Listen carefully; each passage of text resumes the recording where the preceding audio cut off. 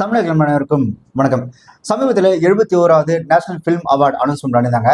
அந்த வின்னர்ஸோட அந்த லிஸ்ட்டை பார்க்கும்போது இந்த கருமத்துக்கு இந்த அவார்டு கொடுக்காமலே இருக்கலாம் அப்படின்ற மாதிரி தான் அவங்க செலக்ட் பண்ண அந்த வின்னர்ஸோட அந்த லிஸ்ட்டே இருந்தது. அந்த திரைப்படங்களும் ரொம்ப கேவலமான திரைப்படங்கள் தான் இருந்தது. முன்னாடிலாம் ஒரு படத்துக்கு நேஷனல் அவார்டு வாங்குறாங்க அப்படின்னா, அதாவது ஒரு படத்துக்கு ஏதோ ஒரு கேட்டகரியில் நேஷனல் அவார்டு கிடைச்சா கூட அது வந்து ஒரு மிகப்பெரிய ஒரு பெருமையா கருதப்பட்டது. ஒரு ப்ரைட் மூமெண்டா இருக்கும். எப்படி சொல்றது, ஒரு குழந்தை பிறந்தவன கையில தாங்கும் போது ஒரு சந்தோஷம் இருக்குல்ல, கிட்டத்தட்ட அந்த மாதிரி ஒரு நேஷனல் அவார்டு அப்படின்றது அவ்வளோ பெரிய ஒரு ப்ரைட் மூமெண்டா பெருமையான ஒரு விஷயமா இருந்தது. ஆனா இப்போ சமீப காலமா இவனுங்க அந்த பிஜேபி காரணங்க அப்படி அவங்களோட நேஷனல் அவார்டு அந்த லிஸ்ட்டை பார்க்கும்போதெல்லாம் அந்த நேஷனல் அவார்டு மேல இருந்த அந்த மரியாதை எல்லாம் மயிரா மண்ணா தான் போயிட்டு இருக்கு. அவ்வளோ ஒஸ்டா தான் இவங்க அந்த நேஷனல் அவார்டு செலக்ட் பண்ணி கொடுக்குறது. அதாவது அவங்களோட அந்த பிரபகண்டாக்கு யாரெல்லாம் சப்போர்ட் பண்றாங்களோ, அவங்களுக்கு யாரெல்லாம் ஆதரவா இருக்கிறாங்களோ அவங்களுக்கு மட்டும் செலக்ட் பண்ணி கொடுக்குற அந்த ஒரு மனப்பான்மை இருக்குல்ல, அது ரொம்ப கேவலமா இருக்கு. போற போக பார்த்தா அந்த நேஷனல் அவார்டு அப்படின்றது இந்த விஜய் டிவி அவார்டு, இந்த பின்கட்டை அவார்ட்லாம் இருக்குல்ல, அதுகிட்டே தோத்துரும் போல இருக்கு. இந்த விஜய் அவார்ட்ஸ் எல்லாம் எப்படி நடக்கும் அப்படின்னு பாத்தீங்கன்னா, அவங்களுக்கு யார் ஃபேவரா இருக்காங்களோ, அவங்களுக்கு யார் சப்போர்ட் பண்றாங்களோ, இல்லைன்னா அவங்க ஆல்ரெடி ஒரு ஒரு லிஸ்ட்டை வந்து ரெடி பண்ணி வச்சிருந்திருப்பாங்க. அவங்க எல்லாருக்கும் கால் பண்ணி கேட்பாங்க. கால் பண்ணி கேட்டு, சார் நீங்க இந்த மாதிரி கலந்துக்கிறீங்களா, நீங்க வரீங்களான்னா அவங்க யாராவது பிஸியா இருக்கிறாங்க, ஒரு பெஸ்ட் ஆக்டரா ஒருத்தர் சூஸ் பண்ணிருக்காங்க, அவங்க பிஸியா இருக்கிறாங்க அப்படின்னா உடனே என்ன பண்ணுவாங்கன்னா, இவங்க கூப்பிட்டோன்னே யார் அவைலபிளா இருக்கிறாங்களோ, யார் வந்து அந்த அவார்டை வாங்கிப்பாங்களோ அவங்க தான் பெஸ்ட் ஆக்டர் அப்படின்ற மாதிரி அவங்க அந்த அவார்டு அப்படி கொடுத்துருவாங்க. கிட்டத்தட்ட இந்த நேஷனல் அவார்டும் அப்படிதான் இருக்கு. அதுலயும் ஜவான் திரைப்படம் நடிச்சதுக்காக பெஸ்ட் ஆக்டர் அவார்டை ஷாருக் கான் கொடுத்தது இருக்குல்ல, அதெல்லாம் வந்துட்டு ஏன்டா அவங்கள மனசாட்சியே இல்லையா அப்படின்ற மாதிரி தான் இருக்கு. ஆக்சுவலா அந்த அந்த மொத்த படம் பார்த்தீங்கன்னா அது வந்து ஒரு திருட்டு திரைப்படம் தான். பல திரைப்படம் வந்து பல காட்சிகளை திருடி எடுக்கப்பட்டதா ஜவான் திரைப்படம். அதிலும் ஷாருக் கானுக்கு அந்த பெஸ்ட் ஆக்டர் அவார்டு கொடுத்தாங்களே, அதெல்லாம் ரொம்ப மோசம். ஷாருக் கான் பெஸ்ட் ஆக்டர் தான், ஆனா இந்த படத்துல கேட்டீங்கன்னா அவ்வளவு பெஸ்ட் ஆக்டர்லாம் கிடையாது. இந்த படத்துல பாத்தீங்கன்னா அவர் வந்து ஒரு ரொம்ப ரொம்ப ஒரு ஆவரேஜான ஒரு ஆக்டிங் தான் கொடுத்திருந்தாரு.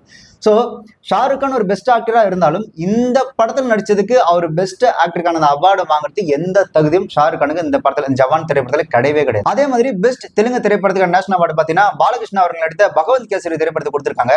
இத பாலகிருஷ்ணா ஒரு நிமிஷம் நம்பவே மாட்டாரு, இது இந்த படத்துக்கு நேஷனல் அவார்டா அப்படின்னு தெரியல. இவங்க மனசாட்சியோட தான் இந்த திரைப்படத்துல தேர்ந்தெடுத்தாங்களா அப்படின்னு. அதே மாதிரி பெஸ்ட் காஸ்டியூம் பாத்தீங்கன்னா சாம் பகதூர் அப்படின்ற திரைப்படத்தை கொடுத்தாங்க. ஆக்சுவலா அந்த படம் முழுக்க பாத்தீங்கன்னா இந்த என்சிசி யூனிஃபார்ம் போட்டு தான் நடந்துட்டே இருப்பாங்க.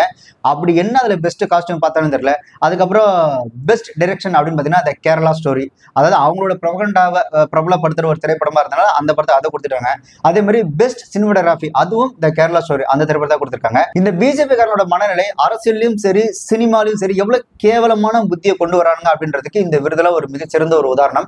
ஆக்சுவலா ஆடு ஜீவிதம் அப்படின்ற திரைப்படம் பார்த்ததுக்கு அப்புறம் அந்த திரைப்படத்தை பார்த்த அத்தனை பேரும் சொன்ன ஒரே கருத்து என்னன்னா, நீங்க இதை நேஷனல் அவார்ட்ல எந்த விருதுக்கு இந்த திரைப்படத்தை அனுப்பிச்சாலும், எந்த கேட்டகரி எடுத்தாலும் கண்டிப்பா அந்த கேட்டகரியில இந்த திரைப்படம் தான் பெஸ்டா இருக்கும். பெஸ்ட் ஆக்டிங்லயும் சரி, பெஸ்ட் மியூசிக்லயும் சரி, பெஸ்ட் சினிமாட்டோகிராஃபிலும் சரி, பெஸ்ட் காஸ்டியூம் சரி, நீங்க எந்த கேட்டகரியில கொண்டு போய் இந்த ஆடு ஜீவிதம் திரைப்படத்தை வச்சாலும் கண்டிப்பா அந்த விருது ஆடு ஜீவிதம் கிடைக்கும் அப்படின்னு எல்லாராலையும் முடிவு செய்யப்பட்டது. அதாவது ஒரு விருது அப்படின்றது மக்களால் அங்கீகரிக்கப்பட்டு அதுக்கப்புறம் கொடுக்கறத நேஷனல் விருது அப்படின்றது இருக்கணும். பட் ஆடு ஜீவிதத்தை எந்த ஒரு சிங்கிள் கேட்டகரியில கூட இவங்க கொண்டு போய் வைக்கவே இல்லை. அதுக்கு இவங்க என்ன சொல்றானுங்க அப்படின்னா, ஏன்டா ஆடு ஜீவிதம்ன்ற இவ்வளவு பெரிய ஒரு கலைப்படைப்பு இருக்கும்போது அதுக்கே நீங்க எந்த கேட்டகரியிலும் விருது கொடுக்கல அப்படின்னு கேட்டா, அந்த ஜூரி குழுவோட தலைவர் அசுதோர் கோவர்கர் அவர் என்ன சொல்லியிருக்கிறாரு அப்படின்னா, ஆடு ஜீவிதம் திரைப்படம் யதார்த்தமா இல்ல, பிருத்திவிராஜ் அவரோட நடிப்புல இயல்புத்தன்மை இல்ல அப்படின்னு ஒரு ஸ்டேட்மெண்ட் கொடுத்திருக்காரு. இவனுங்க இந்த புஷ்பா திரைப்படத்துல அல்லு அர்ஜுன் நடிப்புல என்ன மயிர் யதார்த்த தன்மை பார்த்தாலும் தெரியல, ஏன் இந்த ஜவான் திரைப்படத்துல ஷாருக் கானோட அப்படி என்ன யதார்த்தமான நடிப்பை கண்டுபிடிச்சு அவருக்கு அந்த அவார்டு கொடுத்தான்னு தெரியல. ஆடு ஜீவிதம் திரைப்படத்துல பிருத்திவிராஜோட நடிப்பு யதார்த்தமா இல்லைன்னு இவனுங்கெல்லாம் என்ன சொல்றது, ஒரு ஒரு சாதாரண ஒரு மனுஷன் அந்த படத்தை பார்த்தா கூட, மனசாட்சி இருக்கிற மனுஷன் அந்த படத்தை பார்த்தானா அவனுக்கு தெரியும் அது எப்பேற்பட்ட உழைப்பு, எந்த மாதிரி ஒரு திரைப்படம், எப்பேற்பட்ட ஒரு நடிப்பு அப்படின்றது. இவனுங்கெல்லாம் இந்த தேசிய விருது கொடுக்குற அந்த குழுவோட தலைவரா இருந்துகிட்டு பிருத்திவிராஜோட நடிப்புல யதார்த்த தன்மை இல்ல, அந்த படம் இயல்பாவே இல்லைன்னு சொல்றான் அப்படின்னா இவெல்லாம் என்ன புடுங்குறதுக்கு அந்த குழுவோட தலைவரா இருக்கலாம்னு தெரியல. மண்டையில மயிறு தான் இல்ல, மூளை கொஞ்சம் கூட இல்லைன்னா எப்படி? ஆக்சுவலா பிரச்சனை என்ன அப்படின்னு பாத்தீங்கன்னா, பிஜேபிக்கு கேரளா பார்த்தாலே மேக்ஸிமம் பிடிக்கவே பிடிக்காது. அதுக்கு மிக முக்கியமான ரீசன், கேரளால முக்காவாசி பேர் பாத்தீங்கன்னா கம்யூனிஸ்டா தான் இருப்பாங்க. பிருத்திவிராஜும் கம்யூனிஸ்ட் தான். அவர் முக்கியமா இந்த ஜனகணமன அந்த திரைப்படத்துல பாத்தீங்கன்னா, அந்த திரைப்படத்துல பேசின அந்த அரசியலா இருக்கட்டும், இப்போ எம்புரான் திரைப்படத்துல இவர் பேசின அந்த அரசியல் இவங்க சுத்தமா பிடிக்கவே இல்லை. அதுலயும் ஞாயிற்றுக்கிழமை பாத்தீங்கன்னா சென்சார் போர்டு வேலையே செய்யாது. ஆனா எம்புரான் திரைப்படத்துல கண்டிப்பா நீங்க காட்சியில தூக்கி ஆகணும், எங்களுக்கு எதிராக இருக்கக்கூடிய அந்த காட்சியில தூக்கி ஆகணும் அப்படின்னு சொல்லி ஞாயிற்றுக்கிழமை சென்சார் போர்டை ஒர்க் பண்ண வச்சு ஞாயிற்றுக்கிழமை அந்த படத்தை சென்சார் பண்ணி அடுத்த நாள் அந்த படத்தை ரிலீஸ் பண்ணானுங்க. சோ பிருத்திவிராஜ் அவர்களை பழி வாங்கணும் அப்படின்றதுக்காகவே பண்ணப்பட்ட ஒரு விஷயம் தான் அது. அந்த எம்புரான் திரைப்படத்துல எங்களுக்கு எதிரான காட்சிகள் வச்சுல உனக்கு நாங்க விருதே கொடுக்க மாட்டோம், எந்த கேட்டரியும் உன் படத்தை நான் சேர்க்க கூட மாட்டோம் பாரு அப்படின்ற மாதிரி பிளான் பண்ணி பண்ணதான். ஆக்சுவலா இந்த நேஷனல் அவார்ட்ல காமன் பீப்புளுக்கு இருக்கக்கூடிய ஒரு மிகப்பெரிய சந்தேகம் என்னன்னா, இந்த நேஷனல் அவார்டு அப்படின்றத 2023 தானே அனௌன்ஸ் பண்ணிருக்காங்க. ஆடுஜீவ் தான் 2024 தானே, அப்படியே அதை வச்சு பேசுறாங்க அப்படின்னு. உள்ளொழுக்கு திரைப்படத்துக்காக ஊர்வசி அவர்களுக்கு அவார்டு கொடுத்தாங்க இல்லையா. ஆக்சுவலா உள்ளொழுக்கு திரைப்படம் 2024 ஜூன் மாசம் ரிலீஸ் ஆன திரைப்படம். அதே மாதிரி ஹனுமன் திரைப்படத்துக்கு அனிமேஷன், பெஸ்ட் விஎஃப்எக்ஸ், அதுக்கப்புறம் ஸ்டண்ட் கொரியோகிராஃபி பாத்தீங்கன்னா அந்த திரைப்படத்துக்கு அவார்டு கொடுத்திருக்காங்க. அந்த திரைப்படமும் 2024 ஜான்ல ரிலீஸ் ஆனது. அதுக்கப்புறம் காந்தி தாத்தா சேட்டு அப்படின்ற திரைப்படத்துக்கு அவார்டு கொடுத்திருக்காங்க. அந்த திரைப்படம் பாத்தீங்கன்னா 2024 ஜான்ல ரிலீஸ் ஆச்சு. உள்ளொழுக்கு திரைப்படம் ஏற்கனவே சொன்ன மாதிரி 2024 ஜூன்ல ரிலீஸ் ஆச்சு. ஆனா இந்த ஆடுஜீவன் திரைப்படம் பாத்தீங்கன்னா 2024 மார்ச்ல ரிலீஸ் ஆச்சு. ஆக்சுவலா 2024 ஜூன் மாசம் ரிலீஸ் ஆன உள்ளொழுக்கு திரைப்படத்துக்கு அவார்டு கொடுத்திருக்காங்க. ஆனா 2024 மார்ச்ல ரிலீஸ் ஆன ஆடுஜீவன் திரைப்படத்தை எந்த கேட்டகரியிலும் எடுக்கல. இதெல்லாம் தாண்டி இந்த திரைப்படம் பார்த்தீங்கன்னா 2023 சென்சார் ஆகி அந்த திரைப்படத்துக்கான ட்ரெய்லரும் வெளியிட்டாங்க. ஆக்சுவலா தியேட்டர்ல ஒரு ட்ரெய்லர் வெளியிடுறாங்க அப்படின்னா, யூடியூப் சேனல்ல ஒரு ட்ரெய்லர் வெளியிடுறாங்க அப்படின்னா, சென்சார் பண்ணாம ஒரு ட்ரெய்லரை தியேட்டர்ல ரிலீஸ் பண்ணவே மாட்டாங்க. நீங்க உதாரணத்துக்கு தியேட்டர்ல போயிட்டு நீங்க எந்த ஒரு விளம்பரம் பார்த்தாலும் சரி, டிவியில பார்க்கும்போது இந்த மொபைல் விளம்பரமா இருக்கட்டும், துணிக்கடை விளம்பரம், இல்ல அந்த ப்ராடக்ட் பர்ச்சேஸ் விளம்பரம், நீங்க எந்த விளம்பரம் எடுத்தாலும் டிவியில இந்த விளம்பரங்கள் போடும்போது அதுக்கு சென்சார் சர்டிபிகேட் காட்டணும் அப்படின்ற அவசியம் கிடையாது. ஆக்சுவலா டிவிக்கு வந்து சென்சார் அப்படின்றது பெரிய கம்பல்சரி கிடையாது. பட் இதே நீங்க தியேட்டர்ல ஒரு விளம்பரத்தை டெலிகாஸ்ட் பண்றீங்க அப்படின்னா அதுக்கு கம்பல்சரி சென்சார் சர்டிபிகேட் வாங்கணும். அதனாலதான் டிவியில பாக்குறது விளம்பரம், அதே விளம்பரம் தியேட்டர்ல போடும்போது பாத்தீங்கன்னா கம்பல்சரி அந்த ஃபர்ஸ்ட் அந்த சென்சார் சர்டிபிகேட் காமிச்சிட்டு அதுக்கப்புறம் விளம்பரம் போடுவாங்க. ஸோ அந்த மாதிரி 2023 இந்த திரைப்படத்துக்கு சென்சார் வாங்கிட்டாங்க. ஸோ ஒரு திரைப்படம் எந்த வருஷத்துல சென்சார் வாங்குதோ அந்த வருஷமே அந்த திரைப்படம் விருது வாங்குறதுக்கு தகுதியான ஒரு திரைப்படம். அதாவது 2023 ஒரு திரைப்படத்துக்கு சென்சார் வாங்கிட்டாங்க அப்படின்னா அந்த திரைப்படம் 2025 ரிலீஸ் ஆனா கூட 2023 அந்த அவார்டு கேட்டகரி ஆடும்போது இந்த திரைப்படத்தை அனுப்பலாம். அது அந்த வருஷத்துக்கான திரைப்படமா தான் கருதப்படும். உங்களுக்கு உதாரணத்துக்கு பாத்தீங்கன்னா நிறைய திரைப்படங்கள் ரிலீஸ் என்ன சொல்றது, இந்த கேன்ஸ் திரைப்பட விழாக்கு போயிட்டு, இந்த வெளிநாட்டு அந்த திரைப்பட விழாக்கு போயிட்டு விருதுலாம் வாங்கிட்டு அவர் 2-3 வருஷம் கழிச்சுதான் தியேட்டர் ரிலீஸ் ஆகும். ஆனா தியேட்டர்ல 2-3 வருஷம் கழிச்சு ரிலீஸ் ஆனாலும் கூட அதுக்கு முன்னாடி 2-3 வருஷத்துக்கு முன்னாடி அந்த திரைப்பட விருதுக்கு போகுது இல்லையா, அதை சென்சார் பண்ணி தான் அனுப்புவாங்க. ஸோ அதுக்கு விருது எல்லாத்துக்கும் உண்டு. ஸோ ஒரு திரைப்படம் தியேட்டர்ல ரிலீஸ் ஆன வருஷம் அந்த மாசம் கணக்கே கிடையாது. அந்த திரைப்படம் எப்ப சென்சார் ஆகுதோ, இதே ஒரு திரைப்படம் 2024 டிசம்பர் 30 சென்சார் ஆனா கூட அந்த திரைப்படம் 2024 கேட்டகரி அந்த அவார்டுக்கு அனுப்பும்போது அந்த 2024 கேட்டகரி தான் இருக்குமே தவிர அந்த படம் ஒரு வருஷம் கழிச்சு ரிலீஸ் ஆகுது, 2 வருஷம் கழிச்சு ரிலீஸ் ஆகுது, அதெல்லாம் கணக்குல. அது எப்ப சென்சார் ஆகுதோ அதுதான் கணக்கு. அண்ட் எந்த கேட்டகரியில போயிருந்தாலும் அந்த கேட்டகரியில கண்டிப்பா ஆடுஜீவன் திரைப்படம் தான் நேஷனல் அவார்டு வாங்கியிருக்கும். பட் அவங்க கொடுக்கல அப்படின்றதுக்கான மிக முக்கிய காரணம் அவங்களோட அந்த அரசியல் தான். அது மட்டும் இல்லாம இந்த கேரளாவா ஜென்ரலாவே அவனுக்கு ஒதுக்குவானுங்க. அதுல பிருத்திவிராஜ் சுத்தமா பிடிக்காது. இதெல்லாம் சேர்ந்துதான் இந்த ஆடுஜீவன் திரைப்படத்துக்கு இவனுங்க வாண்டடா அவார்டு கொடுக்காம இது பண்ணுது. அவனுங்க அவார்டு கொடுக்கலன்றது கூட எனக்கு பிரச்சனையாவே இல்லை. ஆனா அந்த ஆள் சொன்னா பாத்தீங்களா, அந்த படம் யதார்த்தமா இல்ல, பிருத்திவிராஜர் நடிப்புல இயல்புத்தன்மை இல்லைன்னு சொன்னது இருக்குல்ல, என்னால அதுதான் தாங்கிக்க முடியும். அதே மாதிரி பெஸ்ட் சவுண்ட் டிசைன் பாத்தீங்கன்னா அனிமல் திரைப்படத்துக்கும், பெஸ்ட் மியூசிக் டைரக்டர் பாத்தீங்கன்னா ஜிவி பிரகாஷ் அவர்களும் கொடுத்துருக்காங்க. ஆக்சுவலா ஜிவி பிரகாஷ் ஒரு தமிழால் வாங்குறாரு அப்படின்ற அந்த ஒரு சந்தோஷம், பெருமை அதெல்லாம் ஒரு பக்கம் இருந்தாலும் அந்த விருது வாங்குறதுக்கு ஒரு தகுதியான்னு கேட்டீங்கன்னா கண்டிப்பா தகுதியே கிடையாது. ஆக்சுவலா பெஸ்ட் மியூசிக் டைரக்டர் ஆடுஜீவன் திரைப்படத்துல இசையமைச்ச ஏஆர் ரகுமான் தான் கொடுத்தே ஆகணும். ஏன்னா நீங்க அந்த ஆடுஜீவன் திரைப்படத்துல பாத்தீங்கன்னா அந்த வெறும் காலோட அந்த மணல் மேட்டில் நடந்து போகிறதா இருக்கட்டும், அதுக்கான அந்த பேக்ரவுண்ட் ஸ்கோரா இருக்கட்டும், அதை விட முக்கியமா ஒரு ஒரு என்ன சொல் ஒரு கொக்கோ கோலா பாட்டில் ஒன்று இருக்கும். அந்த பாட்டில் அந்த காத்து போயிட்டு வர ஒரு சவுண்ட் ஒன்று கொடுத்திருப்பாரு ஏஆர் ரகுமான் அவர்கள்.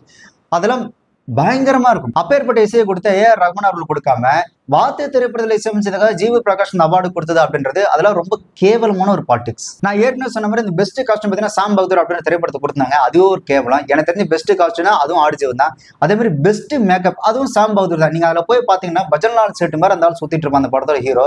அவனுக்குலாம் எப்படி அந்த ஒரு பெஸ்ட் மேக்கப் கொடுத்தாங்க அப்படின்னு தெரியல. இந்த ஆடுஜீவன் திரைப்படத்துல பிருத்திவிராஜ் அவருக்கு அந்த போடப்படுற மேக்கப் அப்படின்றது அவ்வளோ யதார்த்தமா இருந்தது. அதுக்கெல்லாம் கொடுக்காம இந்த சாம் பகதூர்ன்ற இந்த டுபாகூர் கேவலமான படத்துக்கு எந்த அடிப்படையில் கொடுத்தாங்கன்னே தெரியல. என்ன சொல்றது, அதான் சொல்றேன், அவங்க பண்றது கேவலமான அரசியல் எவ்வளவு கேவலமா 4 நாள் போயிட்டு இருந்ததுக்கு இந்த விருதுல ஒரு மிகச்சிறந்த ஒரு உதாரணம். அதே மாதிரி இந்த தமிழ் திரைப்படம் மொத்தம் 3 அவார்டு வாங்கிருச்சு. அந்த பெஸ்ட் சப்போர்ட்டிங் ஆக்டர் வந்து MS பாஸ்கர் வாங்கியிருக்காங்க அந்த பார்க்கிங் திரைப்படத்துக்காக அப்படின்னு ஒன்று சொல்லியிருந்தாங்க இல்லையா.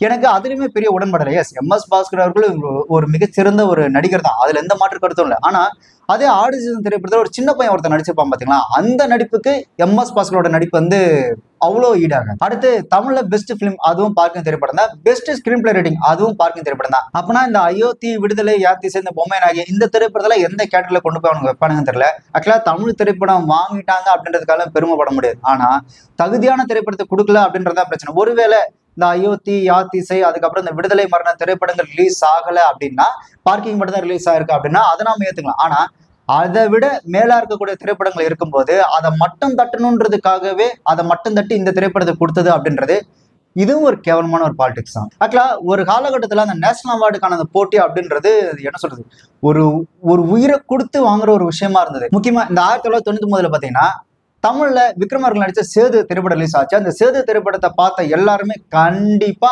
விக்ரமுக்கு இந்த திரைப்படத்தில் நேஷனல் அவார்டு கிடைச்சிரும் அப்படின்னு எல்லாருமே அவ்வளவு கான்பிடண்டா இருந்தாங்க. ஆனா அந்த வருஷத்துக்கான அந்த விருதை அவர் வாங்கவே இல்லை. அப்படி எவன்டா சேது திரைப்படத்துல விக்ரம் நடிச்சதை விட எவன்டா ஒருத்தர் நடிச்சு கிழிச்சிட்டான் அப்படின்னு பார்த்தா அந்த பக்கம் மணியேட்டன் வந்தாப்புல. அவர் நடிச்ச திரைப்படம் தான் வசந்தியும் லட்சுமியும் பின்னே நானும். மணியேட்டன்னா கலாபவன் மணி அவர்கள். அந்த திரைப்படம் அதான் தமிழ்ல அந்த விக்ரம் அவர்கள் காசின்னு ஒரு திரைப்படம் பண்ணியிருந்தாங்களா, அதை முதல்ல மலையாளத்துல கலாபவன் மணி அவர்கள் தான் பண்ணியிருந்தாங்க. ஸோ இல்ல கலாபவன் மணிக்கு தான் இந்த அவார்டு போய் சேரும் அப்படின்ற மாதிரி இருந்தது. ஆனா அந்த வருஷம் அவரும் வாங்கல. அவரை தூக்கி சாப்பிட்ற அளவுக்கு ஒரு மிகப்பெரிய ஒரு மிகச்சிறந்த ஒரு நடிப்பை கொடுத்திருந்தாரு மோகன்லால் அவர்கள் வனப்பிரஸ்தம் அப்படின்ற திரைப்படத்துல. அந்த திரைப்படத்துல அவர் வயசானதுக்கு அப்புறம் ஒரு இடத்துல நடந்து வருவாரு. அந்த நடந்து வரும்போது அவர் ஒரு பெர்ஃபார்மன்ஸ் பண்ணியிருப்பாரு. அதெல்லாம் பயங்கரமா இருக்கும். அதே மாதிரி இந்த கதகளி ஆடுறதுக்கு முகம் ஃபுல்லா மேக்கப்பா இருக்கும். மோகன்லால் சார் அப்படின்றத கண்டே பிடிக்க முடியாது. அந்த முகம் ஃபுல்லா போட்ட அந்த மேக்கப்ல அவரோட நடிப்பு அப்படின்றது தனியா தெரியும். ஸோ 1999 மோகன்லால் அவர்கள் மிகச்சிறந்த நடிகருக்கான தேசிய விருதை வனப்பிரஸ்தம் அந்த திரைப்படத்துக்காக வாங்கியிருந்தாங்க. ஆக்சுவலா அப்போ இருந்த அந்த காம்படிஷன்றது அப்படி இருந்து ஒருத்தரும் உசுரை கொடுத்து பெர்ஃபார்மன்ஸ் பண்ணி தான் அந்த விருதியை வாங்கினாங்க. இப்பெல்லாம் உசுரை கொடுத்து நடிக்க வேண்டிய அவசியமே இல்லை. பிஜேபிக்கு ஜால்ரா அடிச்சாலே போதும், அவனையே கொண்டு வந்து நேஷனல் அவார்டை கையில கொடுத்துட்டு போயிடறான். ஆக்சுவலா இதை பத்தி சமீபத்துல பார்த்திபன் கிட்ட ஒரு கொஸ்டின் கேட்டிருந்தாங்க. சார் அது என்ன சார் இது, ஜவான் திரைப்படத்தில் வச்சு ஷாருக் கானுக்கு அவார்டு கொடுத்தாங்க, நான் ஆடு ஜீவத்தை எந்த கட்டளையும் சேர்க்கவே இல்லையா சார், இதை பத்தி நீங்க என்ன நினைக்கிறீங்க அப்படின்னு கேட்கும்போது அவர் வந்து ஒரு கருத்து சொல்லியிருந்தாரு. என்னன்னா, இந்த ஜூவி எல்லாம் சேர்ந்து ஒரு முடிவு எடுத்திருக்கிறாங்க, அந்த முடிவை தப்புன்னு நாம எப்படி சொல்ல முடியும் அப்படின்னு பார்த்திபன் சொல்லியிருந்தாங்க. இல்ல டெஃபினட்டா இருக்குங்க. அதான் சொல்றேன், ஆடு ஜீவிதம் நான் பார்த்தேன், அந்த படத்துக்கு ஏன் கொடுக்கல அப்படின்னு ஒரு கேள்வி இருக்கு. அயோத்திக்கு ஏன் கொடுக்கலன்னு ஒரு கேள்வி இருக்கு. ஆனா ஒரு ஜூரி, ஒரு குரூப் ஆஃப் மெம்பர்ஸ் சேர்ந்து ஒரு முடிவு எடுக்கும் போது இல்ல, அவங்க எல்லாம் சேர்த்து கூட்டு கழிச்சு ஏதாவது ஒரு முடிவு எடுப்பாங்கல்ல, அந்த முடிவை தப்புன்னு நம்ம எப்படி சொல்ல முடியும்? ஆனா இதே பார்த்திபன் அவர்கள் தான் ஒத்த செருப்பு திரைப்படத்துக்காக ஆனந்த விகடன்ல எந்த விருதும் எனக்கு கொடுக்கவே இல்லை அப்படின்றதுக்காக கோச்சுக்கிட்டு இனிமே ஆனந்த விகடன் நான் விருதே வாங்க மாட்டேன் அப்படின்னு சொல்லி வீராப்பா போன பார்த்திபன் அவர்கள் ஆஸ்காரோடைய எலிஜிபிள் ஃபிலிம்ஸோட லிஸ்ட்ல என் படம் இருக்கு, ஒத்த செருப்பு இருக்கு. ஆனா போன வாரம் வந்த விகடனுடைய லிஸ்ட்ல என்னுடைய படம் இல்லை. விகடன் விருது எனக்கு கிடைக்கல. ஸோ அதனால நான் என்ன நினைக்கிறேன், விகடனோட விருதை பெறறதுக்கு ஒருவேளை நமக்கு தகுதி இல்லையோ, அதனால இனிமேல் விகடன்ல தான் நான் விருது பெற விரும்பல அப்படிங்கறத மட்டும் நான் இங்க பதிவு செய்ய விரும்புறேன். நன்றி. இன்னைக்கு என்ன சொல்றாரு அப்படின்னா, ஜுவெல்லாம் சேர்ந்து ஒரு முடிவு எடுக்கிறாங்க, அது எப்படி நம்ம தப்புன்னு சொல்ல முடியும்? இதே நான் ஒத்த செருப்பு திரைப்படத்துக்காக கேட்டேன்னா அது நியாயம், அது ஒத்த செருப்பு திரைப்படத்துக்கு. ஸோ இந்த படத்துக்கு நம்ம கேட்கல நியாயமே இல்லை அப்படின்ற மாதிரி சொல்லியிருந்தாரு. அதனால நான் என்ன நினைக்கிறேன், இந்த மாதிரி நேரத்தில் எனக்கு ஏன் விருது கொடுக்கலன்னு நான் கேட்கறது, விகடன் மேடையில் நான் கேட்டது அது சரியான ஒரு விஷயம். ஒத்த செருப்பு மாதிரி ஒரு படத்துக்கு இல்லை டெஃபினட்டா இருக்குங்க. அதான் சொல்றேன், ஆடு ஜீவிதம் நான் பார்த்தேன், அந்த படத்துக்கு ஏன் கொடுக்கல அப்படின்னு ஒரு கேள்வி இருக்கு. அயோத்திக்கு ஏன் கொடுக்கலன்னு ஒரு கேள்வி இருக்கு. ஆனா ஒரு ஜூரி, ஒரு குரூப் ஆஃப் மெம்பர்ஸ் சேர்ந்து ஒரு முடிவு எடுக்கும் போது இல்ல, அவங்க எல்லாம் சேர்த்து கூட்டு கழிச்சு ஏதாவது ஒரு முடிவு எடுப்பாங்கல்ல, அந்த முடிவை தப்புன்னு நம்ம எப்படி சொல்ல முடியும்? இவர் மட்டும் நேஷனல் அவார்டு கொடுத்துட்டாங்க அப்படின்ற ஒரே காரணத்துக்காக, அந்த ஒத்த செருப்பு திரைப்படத்துக்கு நேஷனல் அவார்டு கொடுத்துட்டாங்க அப்படின்ற ஒரே காரணத்துக்காகவே அந்த நேஷனல் அவார்டு ஜூவி பண்ணது கரெக்டு தான் அப்படின்ற மாதிரி பேசினாரு. அந்த ஒத்த செருப்புக்காக அவர் விருது வாங்கியிருந்தார் இல்லையா, அவர் கொடுத்த இந்த ஸ்டேட்மெண்ட்டுக்காக அந்த ஒத்த செருப்பாலே அவரே அடிச்சுக்கலாம். எனக்கு தெரிஞ்சு ஒரு கலைஞனா இவ்வளவு மோசமான ஒரு ஸ்டேட்மெண்ட் அவர்கிட்ட இருந்து நான் எதிர்பார்க்கவே இல்லை. அண்ட் ஆடு ஜீவிதம் மாதிரியான ஒரு மிகச்சிறந்த ஒரு கலை படைப்பை ஒரு நேஷனல் அவார்டு இருக்கக்கூட அந்த குழுவே நிராகரிக்கிறது அப்படின்னும் போது ஒட்டுமொத்த இந்திய கலைஞர்கள் அத்தனை பேரும் எதிர்த்து கேள்வி கேட்டிருக்கணும். இந்த கலைஞர்ல பாத்தீங்கன்னா ஆண் பெண் அப்படின்ற பேதமே கிடையாது. ஆனா ஒரு ஊர்வசி ஒரு பெண் கலைஞரா இருந்து இல்ல இது தப்பு, இது எப்படி நீங்க பண்ணலாம், அப்புறம் எங்களுக்கு என்ன மரியாதை இருக்கா அப்படின்னு சொல்லி எதிர்த்து பேசினாங்க. ஆனா இங்க தமிழ் சினிமால இந்த திரைப்படங்கள்ல மாசா வசனங்கள் பேசிக்கிட்டு இந்த மேடையில பயங்கரமா வசனங்கள் பேசிட்டு இருக்கக்கூடிய அந்த ஆண் கலைஞர்கள் ஒருத்தருமே இதுக்கு எதிராக கருத்து தெரிவிக்கவே இல்லை. இதுல நடுவில் ஒரு சில பேர் அனிமல் திரைப்படத்துல ரன்பீர் கபூர் எவ்வளவு சூப்பரா நடிச்சிருந்தாரு, கெட்டப்பா நடிச்சிருந்தாரு, அவருக்கே அந்த பெஸ்ட் ஆக்டருக்கு நேஷனல் அவார்டு கொடுக்கல, ஜவான் திரைப்படத்துக்கு ஷாருக் கான் போய் கொடுத்துருக்கீங்களா அப்படின்னு சொல்லி நடுவில் ஒரு சில பேர் பேசுறாங்க. ஏன்னா அவனுங்க ஆடு ஜீவிதம் திரைப்படத்துக்கே கொடுக்கல, அனிமல் திரைப்படத்துக்கு எப்படி கொடுப்பானுங்க? ஆக்சுவலா இந்த விருது அப்படின்றது என்ன அப்படின்னு பாத்தீங்கன்னா, அது நம்மளோட உரிமை தான். எப்படி சொல்றது, ஒரு இடத்துல ஒரு வேலை செய்யறோம், அந்த வேலை செஞ்சதுக்கான அந்த முறையான ஒரு ஊதியம், அந்த உரிமை அப்படின்னு கேட்பலாம். கிட்டத்தட்ட இதுவும் அதே மாதிரி தான். இந்த விருது அப்படின்றது நம்மளோட உழைப்புக்கு நாம கேட்கிற அந்த உரிமை. ஆனா அதை இப்ப இருக்கிறவனுங்க என்ன பண்றாங்க, இந்த ஜூவி இந்த ஆளுங்கட்சியில சேர்ந்து என்ன பண்ணுதுன்னா, உரிமையில என்னால தர முடியாது, நான் போடுற அந்த எலும்பு துண்டு மாதிரி தூக்கி போடுவோம், அதை கவிக்கிட்டு அமைதியா இரு அப்படின்ற மாதிரி தான் அவனுங்க சொல்ற. அதாவது உரிமை நான் தர முடியாது, நான் கொடுக்கறதுன்னா பொத்திக்கிட்டு வாங்கிட்டுப்பா அப்படின்ற மாதிரி தான் இந்த அவார்டு லிஸ்டே இருக்கு. இதுல நம்ம ஆளுங்க வேற பார்க்கிங் திரைப்படத்துக்கு 3 அவார்டு வாங்கிட்டா அப்படின்னு சொல்லி கொண்டாடுறதுல ஒரு மயிறு பெருமையும் கிடையாது.